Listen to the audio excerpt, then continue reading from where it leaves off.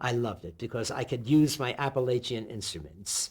Washboards and hammered dulcimers and penny whistles and banjos. It was the story of the sophisticated Boston-trained doctor, played by Lindsay Wagner, who gets sent to Appalachia.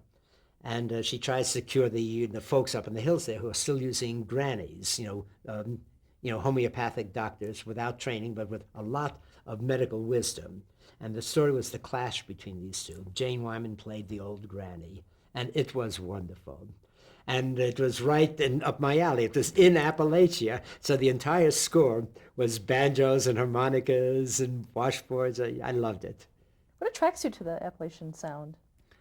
Oh, well, as I said earlier, back in the Greenwich Village when I was a kid growing up, a teenager, all these great folk artists would come through, and Earl Scruggs on banjo, and I just never recovered. The sound was so fresh and genuine and clean, and it was modal. They used the old Scotch, English, Irish modes, and they sort of came and stayed in Appalachia because they didn't have contact with the rest of the world or the pop world or country music.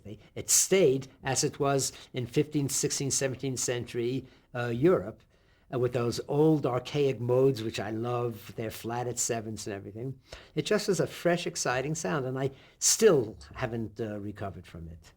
I told you about my bluegrass Baroque oratorio.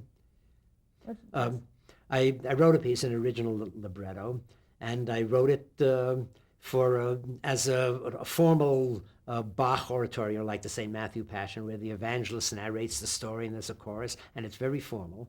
Except, and this is part of the story, part of the libretto, the orchestra got flooded out. There was a flood and they couldn't get there. So the stage manager had to round up whatever street musicians he could find. So, of course, I got my harmonica, my banjo, my fiddle, my dulcimer. And so it's a bluegrass Baroque oratorio.